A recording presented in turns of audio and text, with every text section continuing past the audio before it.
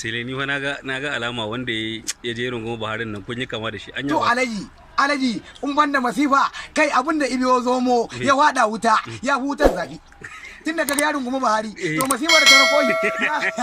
ya san masifar da take cin sa alaji in kaga kanin gumi shugaban kasa alaji ai ko banza ka kai tarihi kauyen kuma ya samu tarihi kun fa kama da wanda ya rungu ni gani nake kai ne ma kaje wallahi me kamata ne ga hakoran har ni nake da Buhari rungume yi Allah bai fara mu haduwa ya abokin burmi na to amma fa naji gwamnati tana wai masoyi ne kai me zaka ce masoyi ne koko to amma maki ne dai ai ya zama masoyi saboda me talauci ne hima ya soyayya alaji tunda kaga mutum ya rungumi shugaban kasa alaji ai ka san kasar ce ba daɗi Allah alquran tun fa da ake ba taɓa tarihi ba tarihi ya barwa kawai su tarihi kai bari in gaya ma kofa mutanen da suke so su rungumi shugaban kasa suna da yawa kai kana nufin yanzu shugaban kasa yayi taka tsantsan wallahi mutanen da suke so su rungumi shugabanni suna da yawa domin ka san ita Najeriya da kake gani billahi la ilaha illa huwa yanzu kowa duka ba a kuka fa yanzu me ake yi in ka ji mutum an yi hadari yana wayo na kare to ba kare wai ba dan iska tahi ne alquran in aka da ku ba a iya kuka karayar talauci ita na rage Allah alaji in kada ku ba ka iya kuka ba to dan Najeriya ya gama da kuwa to yanzu mu da ba mu kuka mun da kuke ne ai kai ba ka iya kuka ba ai kai ka ci wa duka ma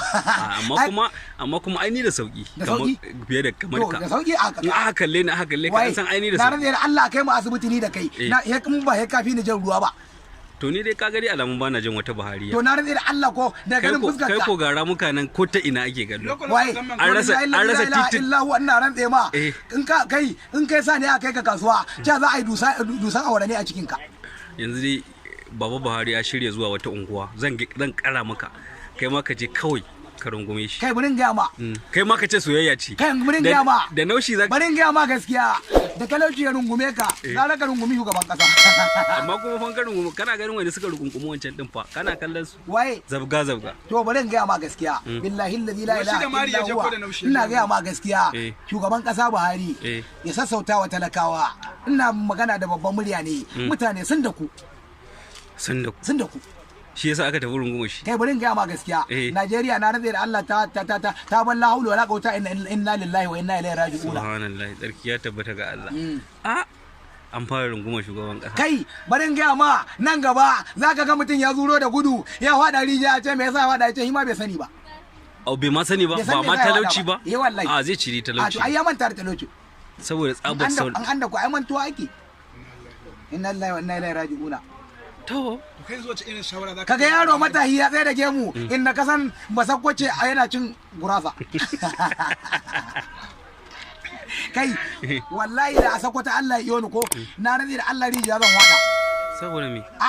wani basakwace ne ya taba mutanen sakwata fa wani basakwace ne ya taba ni akwai sakwata fa wallahi wannan wallahi waga basakwata yau ba kai ba maula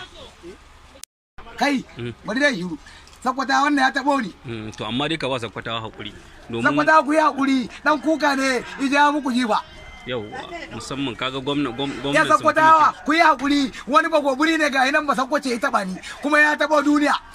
bai san duniya ya taɓa ba ka taba ganin ruwa fiya wata a Sokoto ba faro har yanzu duk cigaban da aka samu faro bai je Sokoto ba bazawara ce take kiran ka bazawara ta ce take kira na wallahi mutane